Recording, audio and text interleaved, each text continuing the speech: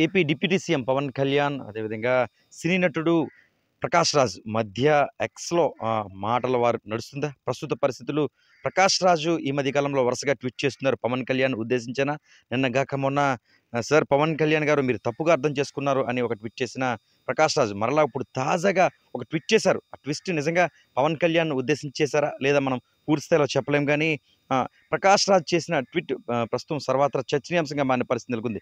గెలిచే ముందు ఒక అవతారం, గెలిచిన తర్వాత ఇంకో అవతారం. ఏంటి అవాంతరం? ఎందుకు మనకి అయోమయం? ఏది నిజం?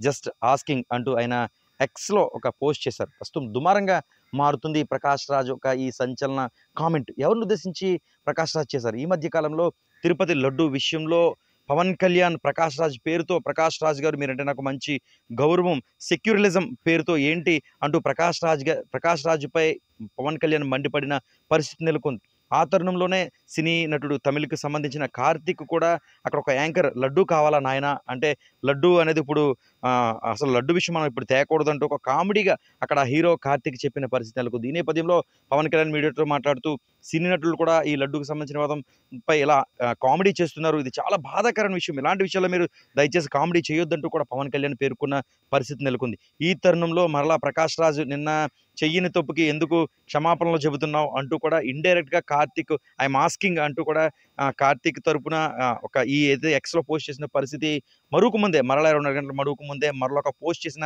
పరిస్థితి నెలకొంది. ఇది పూర్తిగా అంటే ఈ ఒక రకంగా చూడాలంటే ఈ క్వెషన్స్ గాని, ఈ ఎక్స్‌లో వస్తున్న పోస్టులు గాని పవన్ కళ్యాణ్‌ని ఉద్దేశించే ఆహ్, ప్రకాష్ రాజ్ చేశారా అన్నది మనం పూర్తి స్థాయిలో చెప్పలేం గానీ, ప్రస్తుత పరిస్థితులు ఇద్దరి మధ్య జరుగుతున్న ఒక వార్ బట్టి అయితే మనం అదే విధంగానే చెప్పుకోవచ్చు.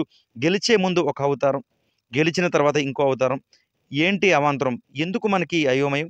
ఏది నిజం? జస్ట్ ఆస్కింగ్ అంటూ ఆహ్, ఎక్స్‌లో అయితే పోస్ట్ చేసిన పరిస్థితి అయితే మాత్రం నెలకొంది. ప్రస్తుతం దుమారంగా మారాయి. ఈ వార్‌కు సంబంధించి, లడ్డూకు సంబంధించి వారు గత కొన్ని రోజులుగా ఆ రాష్ట్రంలో కొనసాగుతున్న పరిస్థితులైతే మాత్రం నెలకొన్నాయి. ఈ తరుణంలో తాజాగా అంటే పవన్ కళ్యాణ్ విజయవాడ ప్రాంతానికి చేరుకుని విజయవాడలో అమ్మవారి ఆలయం అంతా కూడా ఒక మెట్లు శుభ్రపరిచారు. ఆ టైంలో మీడియాతో మాట్లాడారు.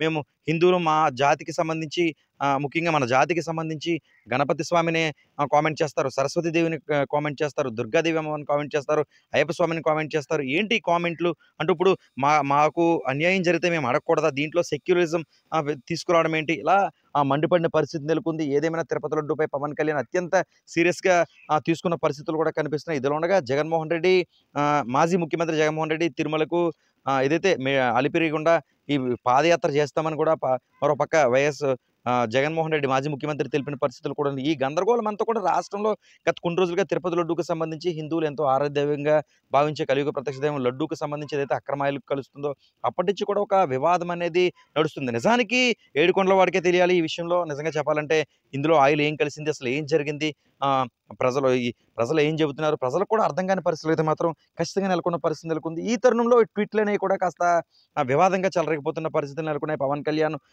మాట్లాడడం, పవన్ కళ్యాణ్‌కు వ్యతిరేకంగా కొందరు హీరోలు నిజంగా ఆ సమయంలో కార్తీక్‌ని మనం ఒక రకంగా చూడాలంటే కార్తీక్ ఆ ఫంక్షన్‌లో జస్ట్ అక్కడ యాంకర్ ఏసిన క్వెషన్‌కి మాత్రం ఈ టైంలో లడ్డూ డిస్కషన్ అనేది ఇప్పుడు కాదని నవ్వుతూ మాత్రమే యాంకర్ అన్న పరిస్థితి. ఆ విషయాన్ని కూడా తప్పుగా తీసుకోవద్దు పవన్ కళ్యాణ్ గారు.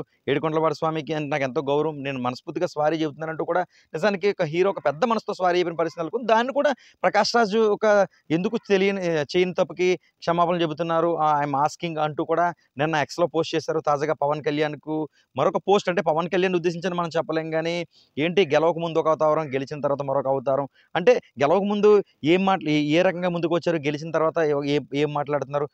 పవన్ కళ్యాణ్ బట్టి అన్నారా అన్నది అర్థం కాని పరిస్థితి మాత్రం నెలకొంది. ఏదేమైనా ప్రస్తుతం ప్రకాష్ రాజ్, పవన్ కళ్యాణ్ వర్సెస్ మాటల తూటాలు ఎక్స్‌లో కావచ్చు, మీడియా ముఖంగా పేలుతున్న పరిస్థితి నెలకొంది.